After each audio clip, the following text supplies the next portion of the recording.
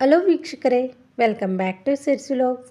ಇವತ್ತಿನ ನಮ್ಮ ವಿಡಿಯೋದಲ್ಲಿ ಸೂಪರಾಗಿರ್ತಕ್ಕಂಥ ಈರುಳ್ಳಿ ಪರಾಟನ ಯಾವ ರೀತಿ ರೆಡಿ ಮಾಡ್ಕೊಳ್ಳೋದು ಅನ್ನೋದನ್ನು ನೋಡೋಣ. ಈ ಮೆಥಡಲ್ಲಿ ನೀವು ಈರುಳ್ಳಿ ಪರಾಟನ ರೆಡಿ ಮಾಡಿಕೊಂಡ್ರೆ ಇದಕ್ಕೆ ಸಪ್ರೇಟಾಗಿ ಚಟ್ನಿ ಅಥವಾ ಪಲ್ಯ ಬೇಕಾಗಿರೋದಿಲ್ಲ. ತುಂಬ ಟೇಸ್ಟಿಯಾಗಿರ್ತಕ್ಕಂಥ ರೆಸಿಪಿ ಯಾವ ರೀತಿ ರೆಡಿ ಮಾಡ್ಕೊಳ್ಳೋದು ಅನ್ನೋದನ್ನು ನೋಡೋಣ. ಒಂದು ಕಡಾಯಿನ ಬಿಸಿ ಮಾಡಿಕೊಂಡು ಅದಕ್ಕೆ ಒಂದು 3 ಸ್ಪೂನಷ್ಟು ಎಣ್ಣೆನ ಹಾಕ್ಕೊತಾ ಇದ್ದೀನಿ. ಎಣ್ಣೆ ಚೆನ್ನಾಗಿ ಬಿಸಿಯಾದ ನಂತರ ಇದಕ್ಕೆ ಸಾಸಿವೆ ಹಾಗೆ ಜೀರಿಗೆನ ಸೇರಿಸ್ಕೊತಾ ಇದ್ದೀನಿ.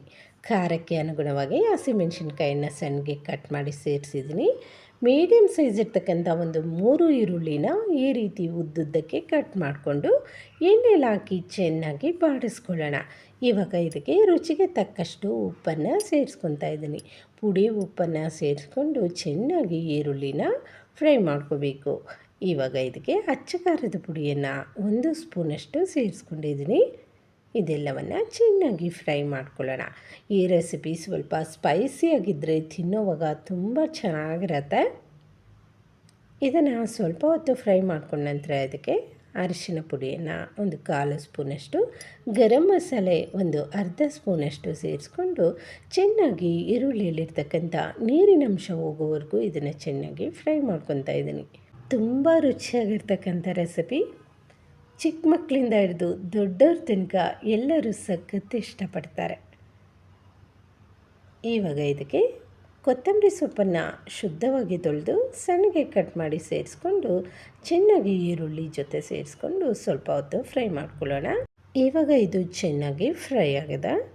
ಈ ಕನ್ಸಿಸ್ಟೆನ್ಸಿಯಲ್ಲಿ ಸ್ಟವನ್ನು ಆಫ್ ಮಾಡಿಕೊಂಡು ಇದನ್ನು ತಣ್ಣಗಾಗೋಕ್ಕೆ ಬಿಡೋಣ. ನಾರ್ಮಲಾಗಿ ನಾವು ಚಪಾತಿ ಹಿಟ್ಟನ್ನು ಕಲಿಸ್ಕೊತೀವಲ್ವ, ಅದೇ ರೀತಿ ಗೋಧಿ ಹಿಟ್ಟನ್ನು ಕಲಸಿ ರೆಡಿ ಮಾಡಿಟ್ಕೊಂಡಿದ್ದೀನಿ. ಈ ರೀತಿ ಸಣ್ಣ ಸಣ್ಣದಾಗಿ ನಾವು ಸರ್ಕಲ್ ಟೈಪಲ್ಲಿ ಚಪಾತಿನ ಲಟ್ಟಿಸ್ಕೊಂಡು ಅದರ ಮೇಲೆ ಈರುಳ್ಳಿ ಪಲ್ಯನ ಈ ರೀತಿಯಾಗಿ ಸೇರಿಸ್ಕೊತಾ ಇದ್ದೀನಿ. ಇದ್ರ ಮೇಲೆ ಇನ್ನೊಂದು ಚಪಾತಿನ ಸೇರಿಸಿ ಸ್ವಲ್ಪ ಒಣ ಹಿಟ್ಟನ್ನು ಸೇರಿಸ್ಕೊಂಡು ಇದನ್ನು ಲಟ್ಟಿಸ್ಕೋಬೇಕು. ಎಷ್ಟು ತೆಳ್ಳಗೆ ಬೇಕಾದರೂ ಲಟ್ಟಿಸ್ಕೋಬಹುದು. ಒಣ ಹಿಟ್ಟು ಸ್ವಲ್ಪ ಜಾಸ್ತಿ ಹಾಕ್ಕೊಂಡು ನೀಟಾಗಿ ಒಳಗಡೆ ಇರ್ತಕ್ಕಂಥ ಸ್ಟಫಿಂಗು ಆಚೆ ಬರ್ದಿರ ಚೆನ್ನಾಗಿ ಇದನ್ನು ಲಟ್ಟಿಸ್ಕೋಬೇಕು. ಒಂದು ಚಪಾತಿ ತಿಂದರೆ ಸಾಕು, ಬ್ರೇಕ್ಫಾಸ್ಟ್ಗೆ ಹೊಟ್ಟೆ ತುಂಬಿದಂಥ ಅನುಭವ ಆಗುತ್ತೆ. ಇದನ್ನು ಡಿನ್ನರ್ಗೂ ಸಹ ಮಾಡ್ಕೋಬಹುದು, ತುಂಬ ಚೆನ್ನಾಗಿರುತ್ತೆ. ಮಕ್ಕಳ ಲಂಚ್ ಬಾಕ್ಸ್ಗೂ ಸಹ ಕೊಟ್ಟು ಕಳಿಸ್ಬಹುದು. ನನ್ನ ಮಗಳಿಗಂತೂ ಈ ರೆಸಿಪಿ ಸಖತ್ ಇಷ್ಟ ಆಯಿತು.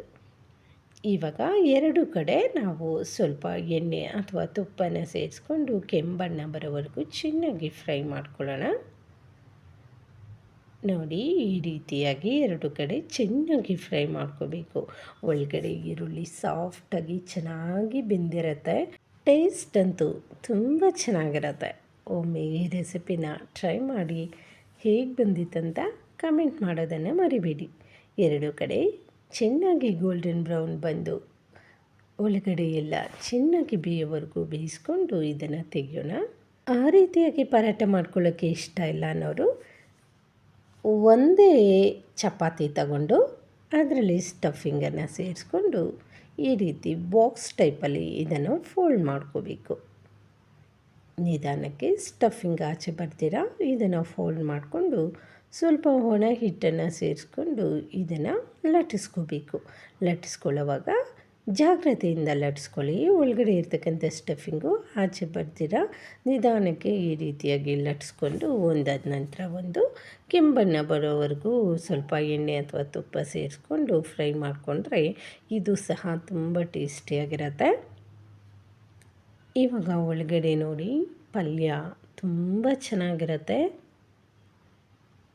ಪ್ರತಿಯೊಬ್ಬರು ಸಹ ಇಷ್ಟಪಡ್ತಕ್ಕಂಥ ರೆಸಿಪಿ. ಇದಕ್ಕೆ ಸಪ್ರೇಟಾಗಿ ನಾವು ಚಟ್ನಿ ಪಲ್ಯ ಅಥವಾ ಯಾವುದೇ ಉಪ್ಪಿನಕಾಯಿ ಏನೂ ಬೇಕಾಗಿಲ್ಲ, ತುಂಬ ಟೇಸ್ಟಿಯಾಗಿರುತ್ತೆ. ನೋಡಿ, ಈ ಥರ ಪರಾಟ ಸಹ ತುಂಬ ಚೆನ್ನಾಗಿರುತ್ತೆ. ವೀಕ್ಷಕರೇ, ಇದಾಗಿತ್ತು ಇವತ್ತಿನ ವಿಡಿಯೋ. ಬ್ರೇಕ್ಫಾಸ್ಟ್ಗೆ ಈ ರೆಸಿಪಿನ ಒಮ್ಮೆ ಟ್ರೈ ಮಾಡಿ ಹೇಗೆ ಬಂದಿತ್ತು ಅಂತ ಕಮೆಂಟ್ ಮಾಡಿ. ಯಾರೆಲ್ಲ ಫಸ್ಟ್ ಟೈಮ್ ನನ್ನ ಚಾನಲನ್ನು ನೋಡ್ತಾ ಇದ್ದೀರಾ ಪ್ಲೀಸ್ ಸಬ್ಸ್ಕ್ರೈಬ್ ಮಾಡಿಕೊಂಡು ಸಪೋರ್ಟ್ ಮಾಡಿ. ಇನ್ನಷ್ಟು ಹೊಸ ಹೊಸ ರೆಸಿಪಿಗಳೊಟ್ಟಿಗೆ ನಿಮ್ಮೊಂದಿಗೆ ಬರ್ತಾ ಇರ್ತೀನಿ.